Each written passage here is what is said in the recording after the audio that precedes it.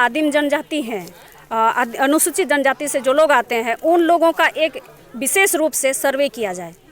इसमें लव जिहाद की बहुत सारी चीज़ें आपको सामने मतलब देखने को मिल जाएगी। बहुत सारी बच्चियां ऐसे हैं, आप एक एक गाँव घर अगर जाएंगे ना तो आप यही पता करेंगे, यही वो लोग बताएंगे कि उनके घर की एक बच्चियां गायब है। नहीं, और इन लोगों का इतना रैकेट काम करता है, इन लोग उन लोगों को पता भी नहीं होने देते। इनका गलत तरीके से आधार कार्ड बनाते हैं और उस लड़की का नाम अपने नाम से जोड़ने का कोशिश करते हैं। थोड़ी देर के लिए अगर हम मान देते हैं लड़की का नाम सालोमी है, तो उस लड़की का नाम वो लोग सलमा कर देते हैं और साथ में खातून जोड़ देते हैं। इस तरह छेड़खानी करके हमारे जो आदिम जनजाति की जो बच्चियां होती है, उन लोग हमारे जो इसको विलुप्त माना जाता है, आप सभी जान रहे हैं, विलुप्त जनजाति माना जाता है, इसको उन लोगों ने और बढ़ावा दे दिया है और इस तरह से वो लोग गायब करते जा रहे हैं और अपने मतलब लव जिहाद के रूप में उन लोग को अपने साथ लेके जाते हैं। और इनका एक काम चल रहा है कि पूरे जाति को ही समाप्त करना और एक वर्चस्व उन लोग अपने क्षेत्र में करना चाहते हैं। और इसमें सरकार को नहीं छोड़ा उसने। इतनी दर्दनाक मौत देने का क्या मतलब था? कोई तो ही नहीं। एक महिला होने के नाते मुझे तो यही लगता है कि हम सभी जो आदिवासी अनुसूचित जनजाति के लोग हैं, हम लोगों को टारगेट किया जा रहा है। एक विशेष समुदाय के तरफ से आप जहाँ भी जाएंगे अभी आपको ये देखने को मिल रहा है कि वो लोग गांव तक जाते हैं, वहाँ के जो भोली भाली पहाड़ी महिलाएं होती है या बच्चियां होती है, 13 साल 14 साल जो होने को चली है, उन लोगों को डरा के धमका के उन लोगों को प्रेम जाल में फंसा करके लव जिहाद के नाम पर उन लोगों के साथ संपर्क साधते हैं।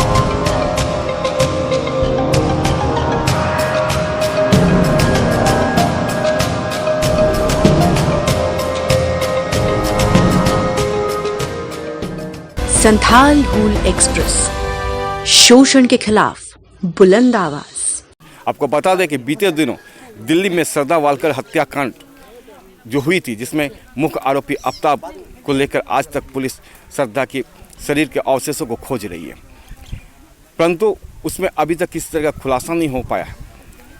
वहीं झारखंड के साहिबगंज जिले में एक बड़ी जो घटना हुई है, एक विशेष समुदाय द्वारा जो ये मामला आ रहा, कहीं लव जिहाद का मामला आ रहा तो कहीं कुछ और मामला आ रहा। यहाँ के आदिम जनजाति युवती रेबिका पहाड़िया की हत्या, निर्मम हत्या कर दी गई है। उसके कई टुकड़ों में उसकी हत्या की गई है। हम इसी मामले को लेकर के आज गोंडा पहाड़ आए हुए हैं। बोरिया प्रखंड क्षेत्र का गोंडा पहाड़ ये मृतिका का पैतृक गाँव है और पैतृक गाँव में उनकी कल अंतिम संस्कार हुई है। और आज झारखंड की सियासत काफ़ी गर्म हो चुकी है और इसी क्रम में भाजपा के अनुसूचित जनजाति मोर्चा के 21 सदस्यीय टीम आज गोंडा गांव पहुंची है और मोर्चा के उपाध्यक्ष रेणुका मुर्मू से बात करेंगे। विशेष बातचीत के दौरान क्या कहते हैं वो जानने का प्रयास करेंगे। रेणुका जी, ये घटना पर आप पहले क्या कहेंगे, बताइए। बहुत ही दर्दनाक घटना है, जैसे हम लोग देख रहे हैं और जैसे हम लोग तो देख नहीं पाए, लेकिन जिस तरह से समाचार पत्रों में ये आया है कि किस तरह सोशल मीडिया में आया है, इससे यही पता चलता है कि मतलब उन्होंने क्या बोला जाए, हैवानियत की भी हदें अगर होती है तो उसने वो भी पार कर दिया है जिसने ये काम किया है। बहुत बुरी मौत मिली है। अभी आपने थोड़ी देर पहले जिक्र किया श्रद्धा वो करके, वो उन्हों को तो सिर्फ एक मौत मिली कि उन्हें काट काट करके फेंक दिया। इसके बाद जब हम यहाँ चर्चा करते हैं, यहाँ देख रहे हैं, तो उस लाश के साथ सिर्फ उन्होंने काट छाट नहीं किया। जो चीज़ें अभी खुल के सामने आई है, जो जिसने इसे अंजाम दिया था, उसमें से बयान ये आया है कि उन्हें रेप भी किया गया था। इसके बाद उन्हें टुकड़ों में बांट करके उसे छीन भिन कर दिया है। उससे पहले ये बयान कहाँ से आया?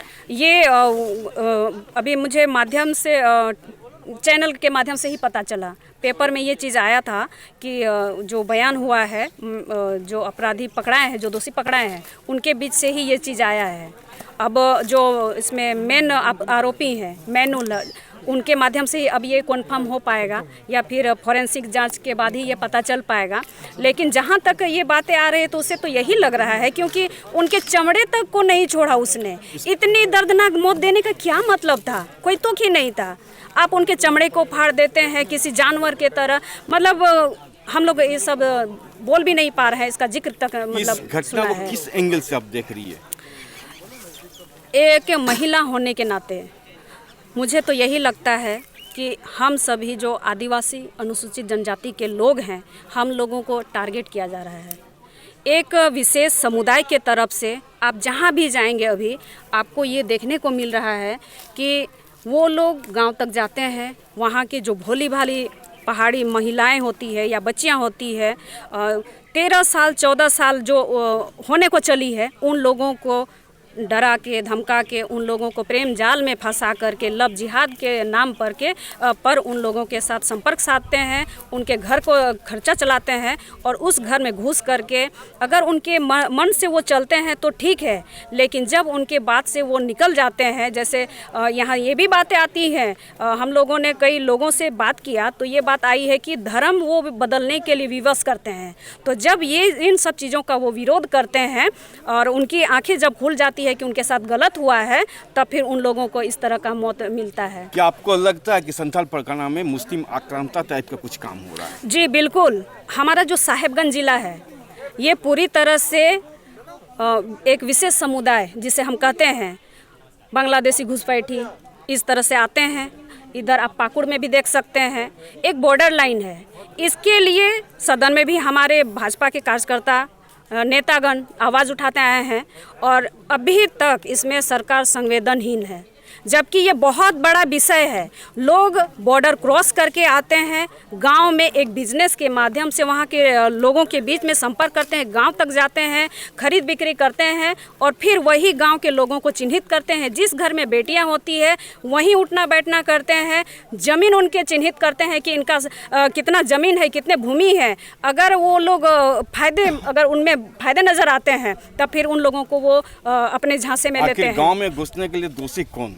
क्योंकि SC/ST एक्ट के तहत बिना प्रधान के आदेश का किसी भी गांव में नहीं जा सकता। जी, ये बहुत बड़ी बात आपने कही है। पेशा एक्ट में ये है दर्ज कि कोई भी गांव में अगर बाहरी लोग आते हैं तो वहां के ग्राम प्रधान की परमिशन की बहुत बड़ी अहमियत है, क्योंकि वो कोई भी हो सकता है।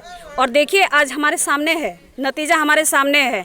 अगर हम पेशा एक्ट को मानते हैं झारखंड में तो हमें इसको इम्प्लीमेंट करना होगा और प्रत्येक गांव में इन सब चीज़ों के लिए लोगों को जागरूक करना होगा और खुद भी जो प्रधान हैं वहाँ के उनको इस स्टेप में काम करना होगा कि बाहरी लोगों को घुसने नहीं देना है गाँव में।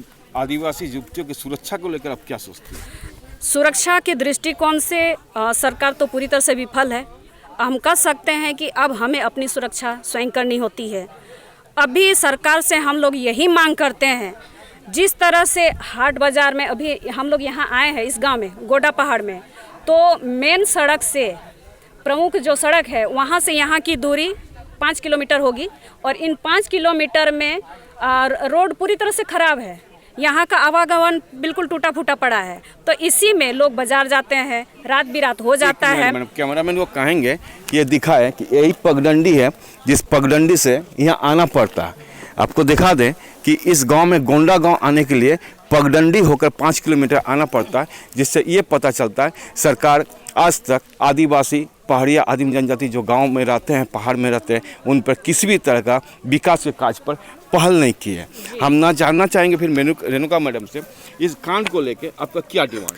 बस यही मैं बोलना चाह रही थी कि मेन सड़क से आप देखेंगे यहाँ की दूरी कितनी है, और आप जब आए थे तो यहाँ आप देख सकते हैं कि सिर्फ पत्थर ही हैं। यहाँ लोग मुश्किल से आ पाते हैं और आने में उनको पैदल आने में कितना टाइम लग सकता है।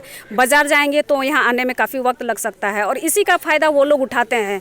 ऑटो लेकर के चले आएंगे, साइकिल लेकर के चले आएंगे, किसी न किसी माध्यम से वो लोग उन लोगों को लोभ लालच दे करके गाँव में प्रवेश करते हैं। जब तक हमारा ये इन सब साधन में विकास के नाम पर आगे नहीं लेकर के जाएंगे, सड़क का निर्माण नहीं करेंगे तो ये सब चीज़ें और भी होती यानी जाएंगी। मिला जुला के मुस्लिम समुदाय द्वारा, एक विशेष समुदाय द्वारा जी। आदिवासी अनुसूचित जनजाति को टारगेट किया जा किया रहा जाता है, है। महिलाओं को टारगेट जी किया जी। जाता है। मैं इसमें ये मांग रखना चाहती हूँ कि जो भी आदिम जनजाति हैं, अनुसूचित जनजाति से जो लोग आते हैं, उन लोगों का एक विशेष रूप से सर्वे किया जाए। इसमें लव जिहाद की बहुत सारी चीज़ें आपको सामने मतलब देखने को मिल जाएगी। बहुत सारी बच्चियां ऐसे हैं, आप एक एक गाँव घर अगर जाएंगे ना तो आप यही पता करेंगे, यही वो लोग बताएंगे कि उनके घर की एक बच्चियां गायब है, कहाँ है कुछ पता नहीं। और इन लोगों का इतना रैकेट काम करता है, इन लोग उन लोगों को पता भी नहीं होने देते। इनका गलत तरीके से आधार कार्ड बनाते हैं और उस लड़की का नाम अपने नाम से जोड़ने का कोशिश करते हैं। थोड़ी देर के लिए अगर हम मान देते हैं लड़की का नाम सालोमी है तो उस लड़की का नाम वो लोग सलमा कर देते हैं और साथ में खातून जोड़ देते हैं। इस तरह छेड़खानी करके हमारे जो आदिम जनजाति की जो बच्चियां होती है, उन लोग हमारे जो इसको विलुप्त माना जाता है, आप सभी जान रहे हैं, विलुप्त जनजाति माना जाता है, इसको उन लोगों ने और बढ़ावा दे दिया है और इस तरह से वो लोग गायब करते जा रहे हैं और अपने मतलब लव जिहाद के रूप में उन लोग को अपने साथ लेके जाते हैं। और इनका एक काम चल रहा है कि पूरे जाति को ही समाप्त करना और एक वर्चस्व उन लोग अपने क्षेत्र में करना चाहते हैं। और इसमें सरकार के भी कई नुमाइंदे इसमें काम कर रहे हैं जो कि उनको संरक्षण प्राप्त है, क्योंकि किसी एक आदमी के कहने से या उनके सोचने से ये सब नहीं हो पाया है। इसके पीछे एक रैकेट है जो प्रशासन की ओर से, सरकार की ओर से काम करता है। एक सवाल मैडम जी। साहिबगंज जिला के बरेट विधानसभा के मुख्य विधायक हेमंत सोरेन, राज्य के मुख्यमंत्री आदिवासी, जी। बोरिया विधानसभा के विधायक लोबिन हेम्ब्रम आदिवासी, उसके बाद भी आदिवासियों का ये हाल, इस पर अब क्या कहेंगे? यही तो सवाल है। आप जो सवाल मेरे से पूछना चाहते हैं, ये सवाल आप उनसे भी पूछ सकते हैं कि आदिवासी बच्चियां जिनके नाम पर उन्होंने वोट बैंक बना करके रखा था कि आदिवासी को मेरा सॉफ्ट कॉर्नर है, मैं आदिवासी हूँ, आदिवासी के हितैषी हूँ, लेकिन आज कहाँ गई उनकी इंसानियत?